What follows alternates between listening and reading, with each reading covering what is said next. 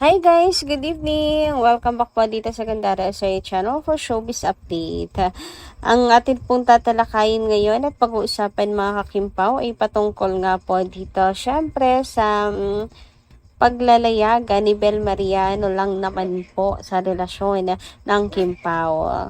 And syempre ang mga patunay ni Chinita Princess at pagpapatunay sa kanilang relasyon ni Paolo Avellino. Pero bago po ang lahat, sa mga hindi pa nakaka-subscribe sa ating channel, pakiclick lang po tayo natin subscribe button at notification bell na nandyan sa baba para mag-updated po kayo at man-notify tuwing may bago tayong chika at balita hinggil sa Kimpaw. And simulan nga natin talakayan ngayong gabing ito sa pagpapasalamat natin sa ating subscribers sa pamamagitan ng pagbabasa ng comment. So, ang first comment nga natin for tonight ay mula po kay Miss Norma Dayag. Magandang gabi po sa inyo. Sabi niya rito, Good PM Gandara. Ito yung mga bashers and haters ay gumagawa ng issues para lang may maibash sa KP. Ang gulo pa ba ng pruweba? Ano pa bang mga pruweba ang gusto nyo na ipakita ni Paolo kay Kim?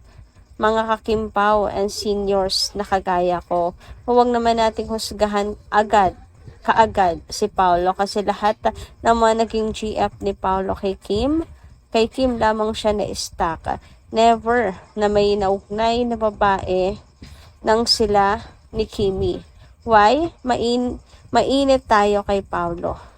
Si Kimi lang ang nakakaalam. Kasi sabi ni Kim, kung naamoy niya na may ibang girl sa buhay ni Paolo ay siya na ang lalayo.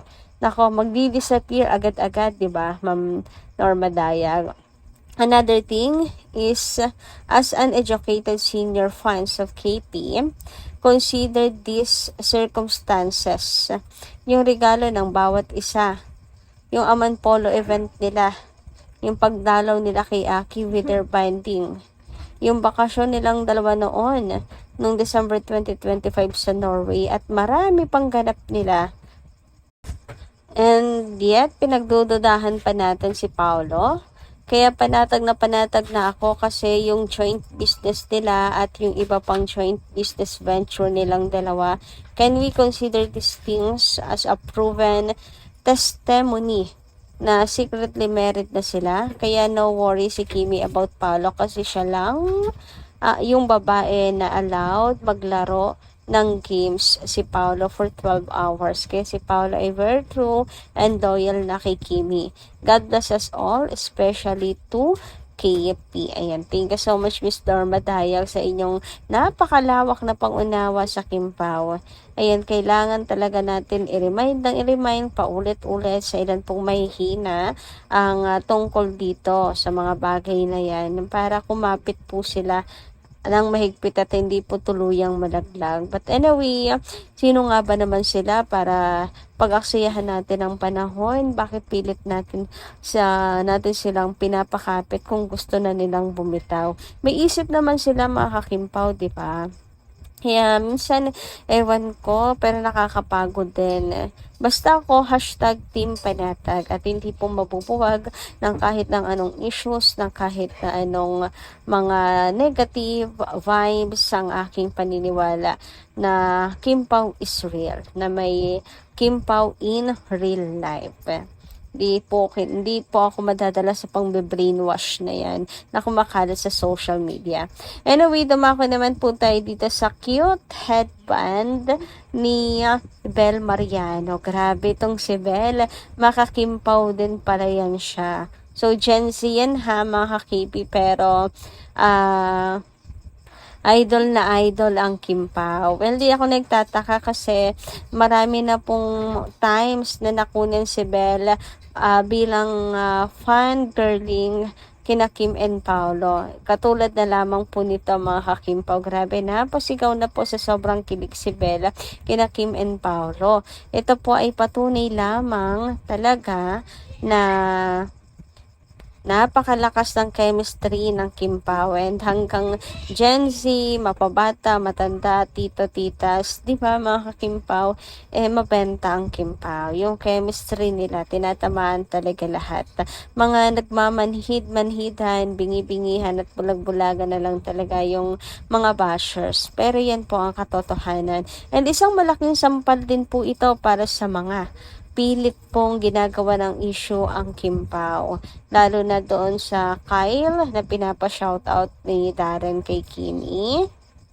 Kung ito nga pong si Belle na Gen Z, bet na bet ang Kim Pao, malaking supalpal po yan dahil sila pong Gen Z, ang bet po ay Kim Pao, ang boto ay Kim Pao, at kinikilig sa Kim Pao, maka-Kim Pao po. Siyempre, sila sa showbiz, kung may something, malalaman po nila yan, di ba? Pero even itong si Belle, talagang makakimpaw. So, wala po katotohanan itong kumakalat dyan sa social media. Kaya tigilan nyo na po yan. Isang malaking sampal po ito sa lahat.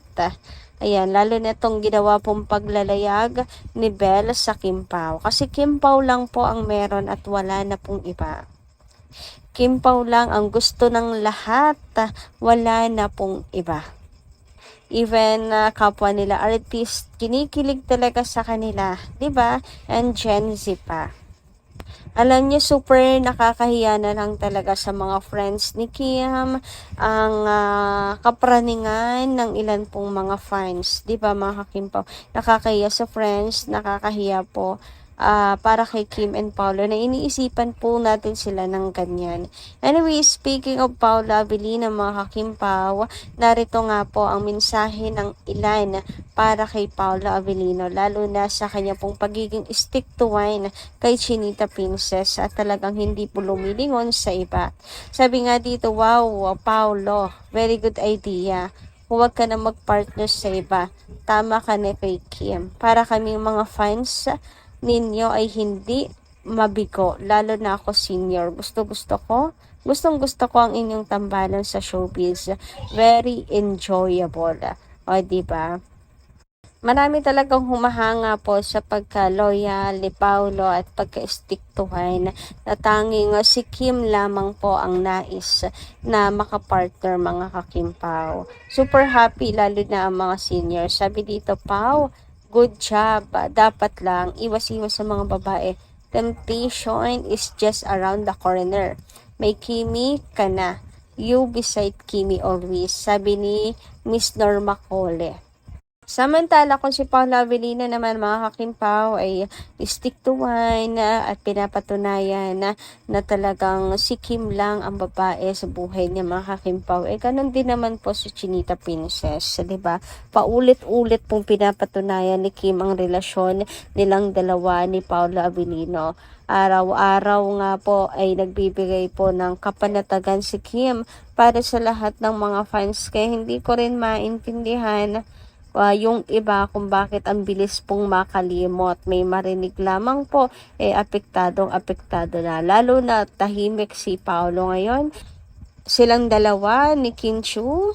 Kaya, ayan, naglalabasan na naman po ang mga mahihinang nilalang mga ka-Kim Pao. But anyway, paulit-ulit naman po nating nakikita na talagang Kim Pao is real. Pinapatunayan niya ni Kim Chu sa kanilang mga ganap ni Paula Abilino.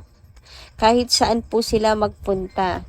Grabe yung 3 weeks nila, halos buwan na po sila sa France. Tapos biglang konting issue lang, nakalimot na agad yung iba. Grabe ha, nakakaloka.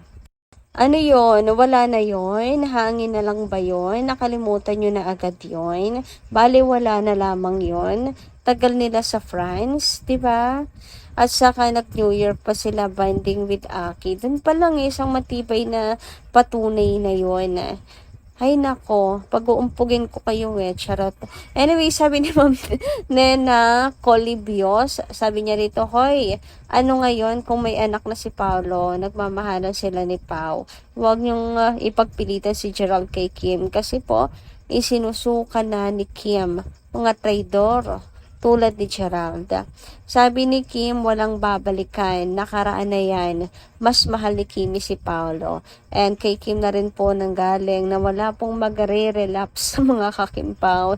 Bakit ka naman kasi magre-relapse doon? Ang sakit ng ginawa nitong si Gerald sa kanya. Walang relapse kasi yung lahat ng kilig na yon noon napalitan na po yun ng sakit at sugat, mga kakimpaw. Samantala, sabi naman dito ni Kitty Bells, stress siya noon sa taping ng The Alibay, problemado.